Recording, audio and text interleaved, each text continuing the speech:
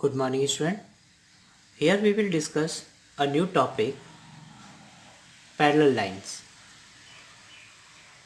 Parallel lines are lines in a plane which do not meet at any point and the distance between the lines are always same at every point.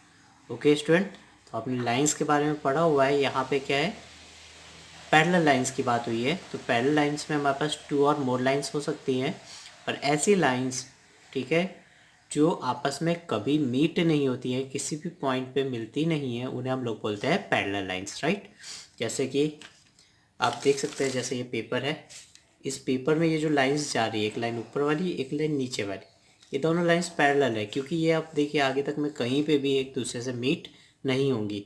और meet ना होने की वजह क्या है कि इनके बीच का जो डिस्टेंस है वो हर एक पॉइंट पे क्या है, सेम है. तो इस तरीके की लाइंस जो प्लेन में कभी भी नहीं मिलती हैं उसे हम लोग बोलते हैं पैरेलल लाइन.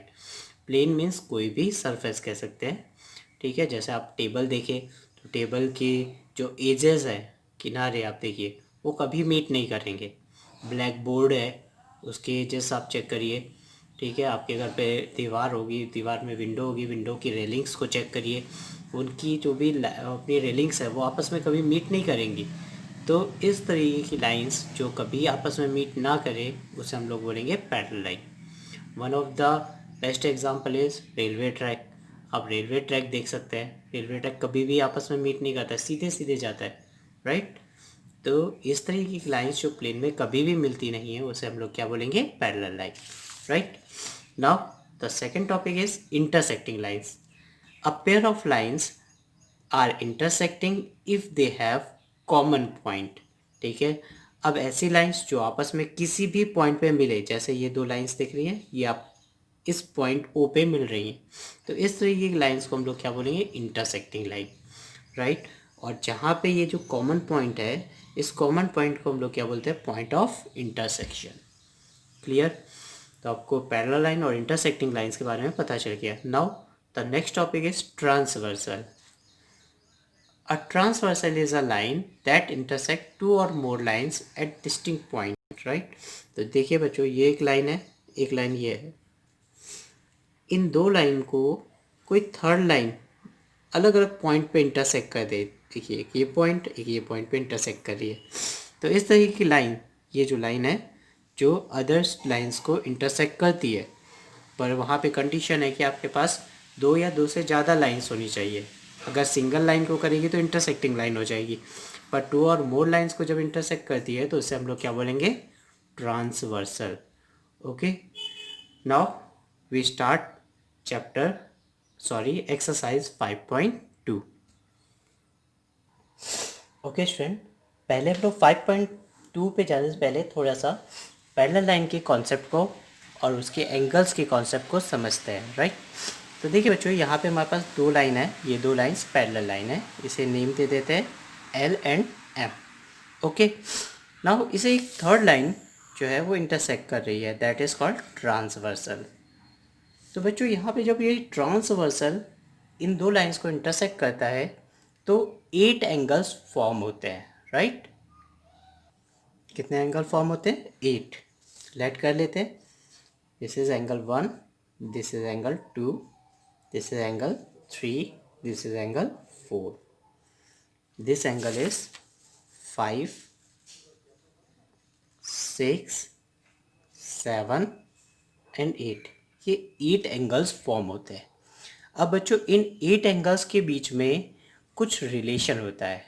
वो रिलेशन क्या है कि इसमें जो कॉरस्पॉन्डिंग एंगल होते हैं वो इक्वल होते हैं, अल्टरनेट एंगल्स भी इक्वल होते हैं, और interior angle on the same side of transversal is supplementary. Okay. तो इस तरीके के एंगल्स की प्रॉपर्टीज़ हमें पता चलती है जब कोई पैरेलल लाइंस को कोई थर्ड लाइन इंटरसेक्ट करती है, तो right.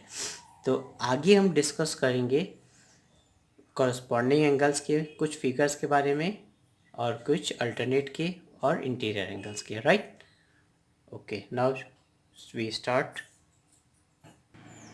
Corresponding angles are equal.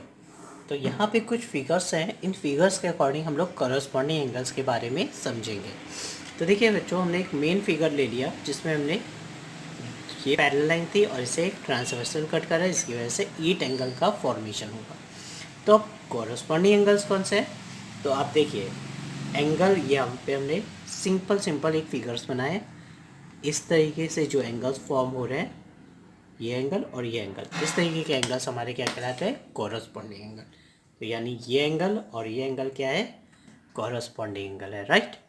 इसी तरह अगर हम सेकंड कॉरस्पॉन्डिंग एंगल देखें, तो सेकंड कॉरस्पॉन्डिंग एंगल ये रहा और ये। अगर इस फिगर में देखें तो ये एंगल और ये एंगल, राइट। फिर थर्ड कॉरस्पॉन्डिंग एंगल देखें तो ये वाला एंगल और इसके साथ में ये वाला एंगल, ये देखिए।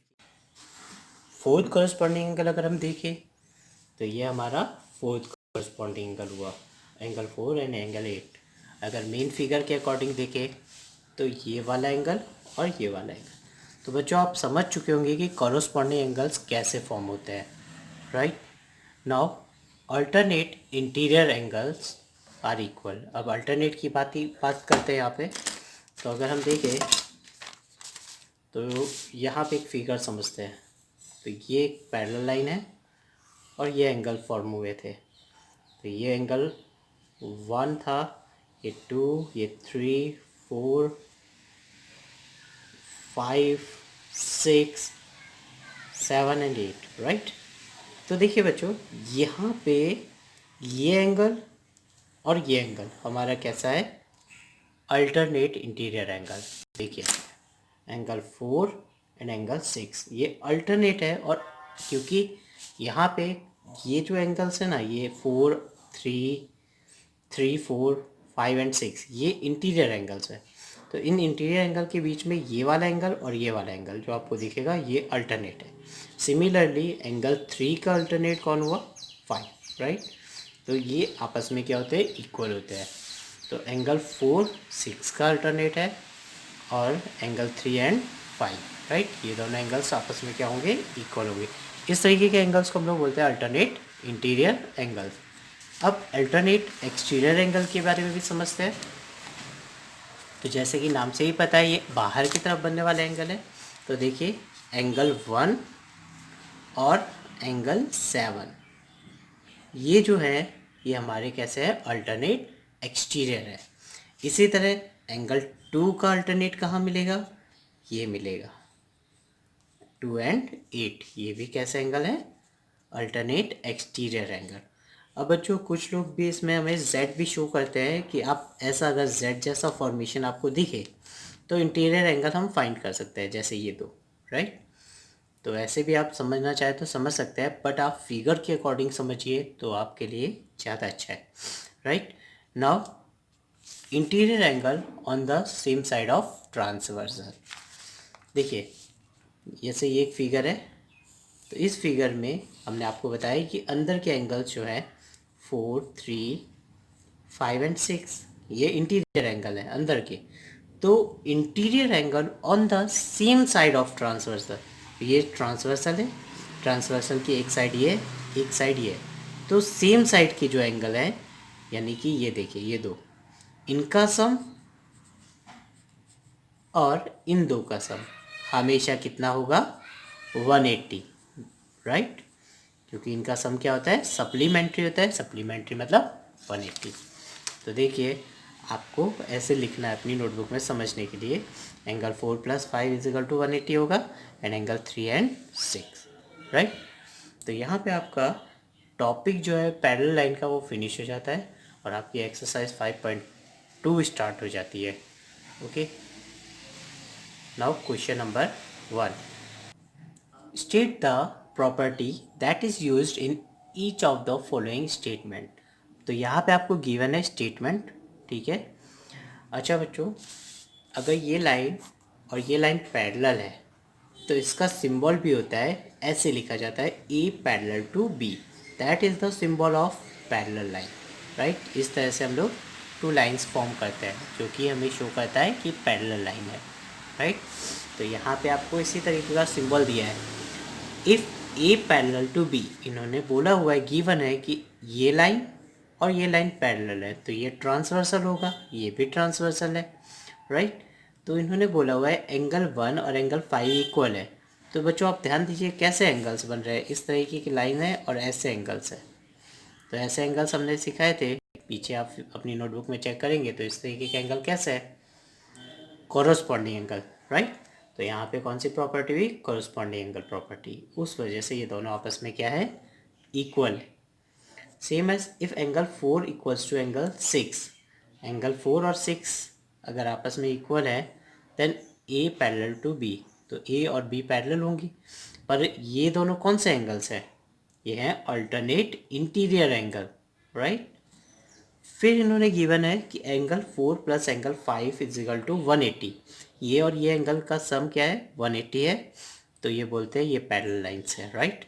तो अकॉर्डिंग टू प्रॉपर्टी हमने सीखा है कि इंटीरियर एंगल का सम क्या होता है, 180 होना चाहिए, interior angle on the same side of transversal, right. तो इनका सम यहाँ पे देखें तो 4 प्लस 5, अगर हम ये दो एंगल्स ऐड करते हैं तो इनका सम हमेशा कितना होगा, 180। तो हम क्या बोलेंगे, ये लाइन और ये लाइन क्या है, पैरेलल है।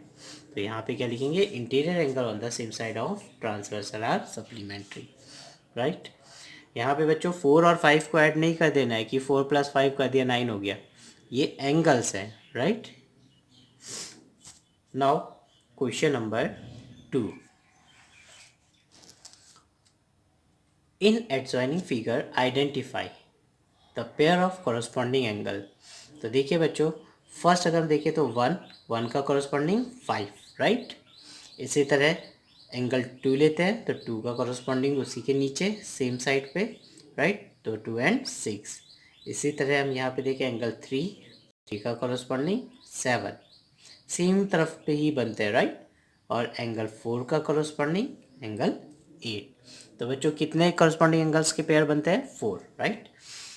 देन सेकंड देखते हैं the pair of alternate interior angle. तो अल्टरनेट इंटीरियर एंगल एक कौन सा है, पहला 2 है एंड 8, राइट। इसी तरह 3 और 5, clear. Now the pair of interior angle on the same side of transversal. तो ये रहा एक ट्रांसवर्सल, तो इनकी एक साइड ये वाली है, एक साइड ये, तो इस साइड के एंगल कौन से है, 3 एंड 8, और दूसरी तरफ के आंसर है 2 एंड 5, क्लियर। फिर बच्चों पूछा आपसे वर्टिकली अपोजिट एंगल, इसमें वर्टिकली अपोजिट भी आपको पता चल जाएंगे, क्योंकि हमने आपको सिखाया जब भी आपको ये मिलता है क्रॉस, राइट, क्रॉस अगर आपको मिलता है तो आपके सॉरी इस तरह से क्रॉस मिलता है तो आपके वर्टिकली अपोजिट एंगल फॉर्म होते हैं। तो देखिए यहाँ पे भी आपके वर्टिकली अपोजिट एंगल मिल रहा है, तो ये क्रॉस बन रहा है। तो आप देखिए यहाँ पे एंगल 1 और एंगल 3 वर्टिकली हैं, सिमिलरली एंगल 2 और एंगल 4 भी वर्टिकली अपोजिट एंगल है। सिमिलरली आप नीचे लाइन पे भी देखें तो यहाँ पे एंगल 5 और एंगल 7 वर्टिकली हैं, और यहाँ पे एंगल 6 एंड 8, ओके। तो यहाँ पे आपको क्वेश्चन नंबर 2 भी फिनिश हो जाता है। नाउ क्वेश्चन नंबर 3,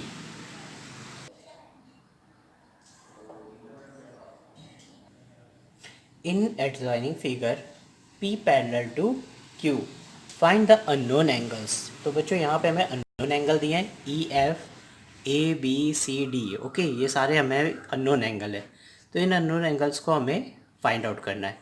तो देखिए बच्चों यहाँ पे E और 125, अगर ये देखें तो एक स्ट्रेट लाइन फॉर्म कर रहा है, तो ये कैसे एंगल है, लीनियर पेयर है, ठीक है। तो angle E plus angle 125 is equal to 180।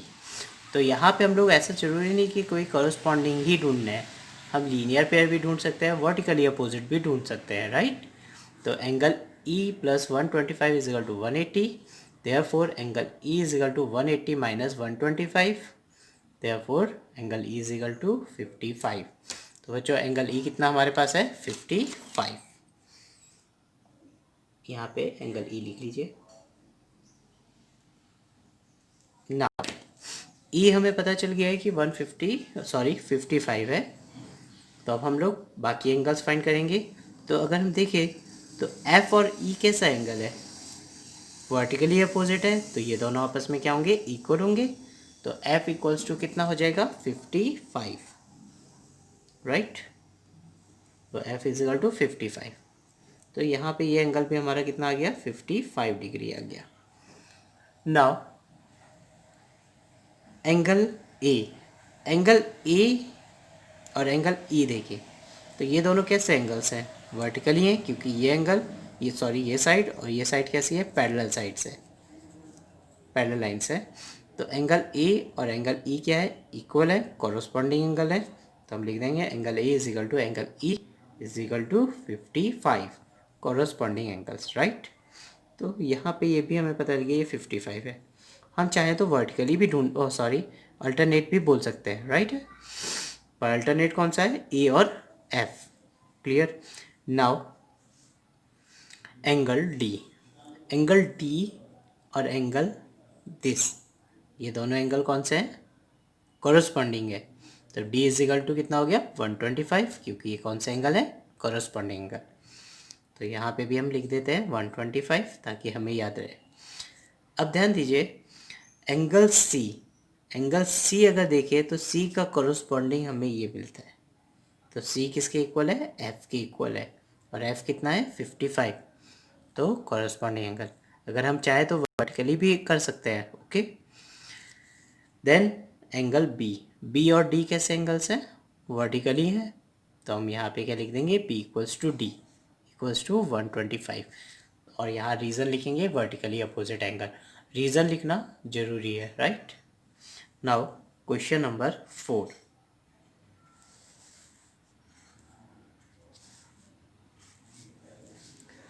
Find the value of x in each of the following figure L parallel to M।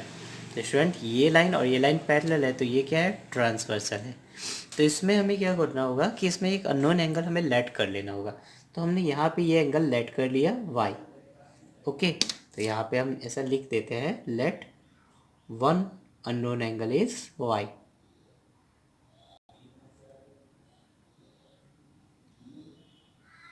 Okay. Then y plus 110 is, ये दोनों क्या कौन सा एंगल है, लीनियर पेयर है। तो y plus 110 is equal to 180, therefore y is equal to 180 minus 110, then y is equal to 70। तो y की वैल्यू कितनी आ गई बच्चों, 70। अब ये लाइन और ये लाइन पैरेलल थी और ये ट्रांसवर्सल है, तो ये एंगल और ये एंगल कौन से एंगल है, कॉरस्पॉन्डिंग एंगल है। तो हम बोलेंगे x इक्वल्स टू वाई, और y किसके इक्वल है, 70 के, यहाँ पे 70, ओके। तो x की वैल्यू हमारी क्या होगी, 70, because they are corresponding angles. Now part B, same as L parallel to M। अगर L और M पैरेलल है और ये लाइन क्या है, ट्रांसवर्सल है, तो x की वैल्यू क्या होगी, x और ये कैसे एंगल्स हैं, कॉरस्पॉन्डिंग है, क्योंकि ये लाइन पैरेलल है, तो ये ट्रांसवर्सल हुआ, तो ये एंगल और ये एंगल कॉरस्पॉन्डिंग एंगल। तो x is equal to 100 degree, reason लिख देंगे कॉरस्पॉन्डिंग एंगल, ओके। तो यहाँ पे आपका क्वेश्चन नंबर 4 भी फिनिश हो जाता है। Thank you.